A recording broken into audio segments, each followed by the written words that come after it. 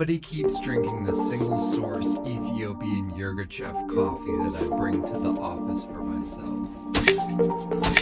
Closure for families. I rounded up 5 suspects from around the office and fingerprinted them to see if I could find a match from a print I found on my mug. Is fingerprint analysis reliable enough to pin somebody to this unspeakable crime? And more importantly, if there's a how do you actually do this?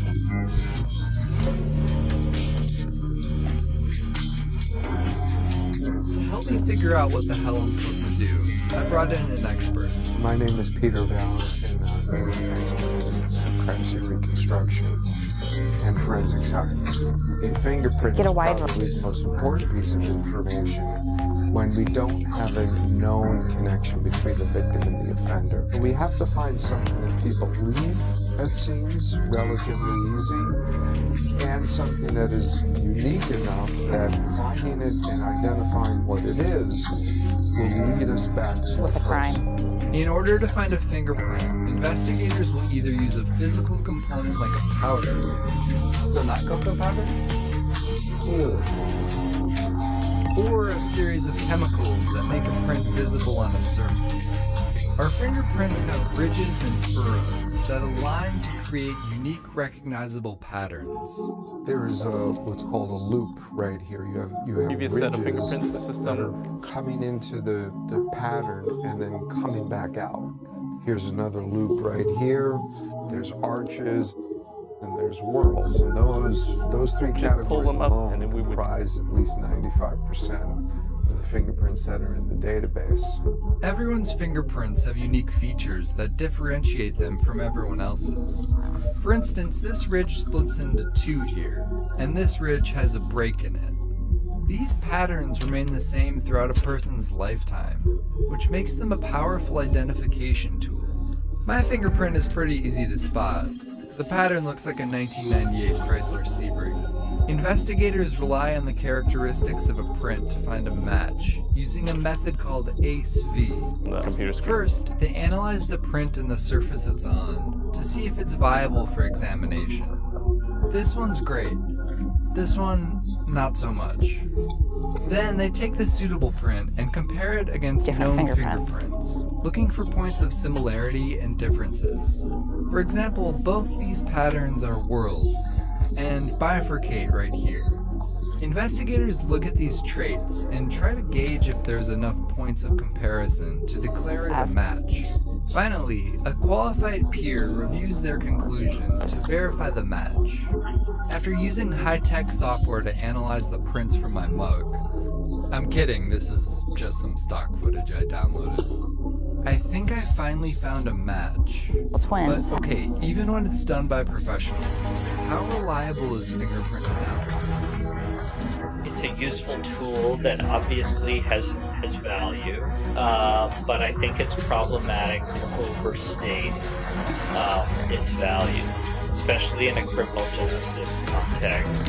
One accuracy study found that examiners make false positive identifications in 0.1% of cases, which means identifying a print as a match when it's not. That doesn't sound too bad. Unless you happen to be one of those false positives. Brandon Mayfield, a lawyer from Oregon, was one of those unlucky few.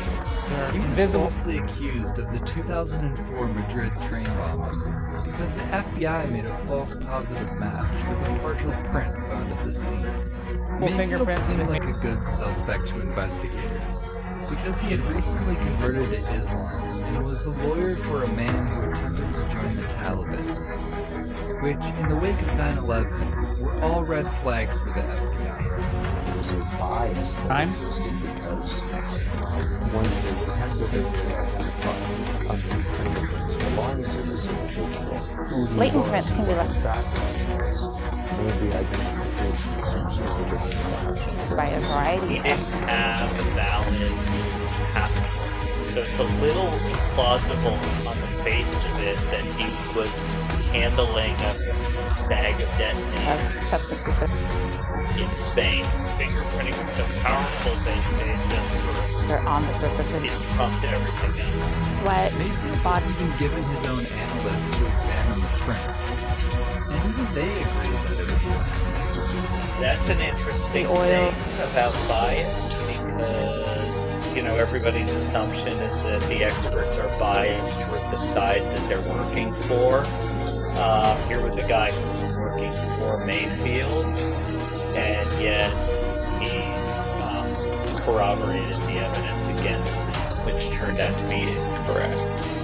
The FBI released a 330-page report about where their analysts went wrong, and it's pretty much a case study in a lot of the potential downfalls of fingerprinting. They cited things such as ignoring differences between the prints, lack of independent verification, the pressure of working on a high-profile terrorism investigation, and letting bias about the suspect affect their analysis. Their report summed it up by saying, in any human endeavor, there is a potential for error. You know, I would suggest learning from history and realizing that none of these things are going to be error-free.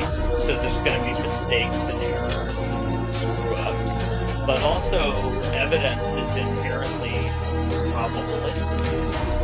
So even though it's not a perfect tool, until a more reliable technology emerges, law enforcement will continue to utilize fingerprint analysis.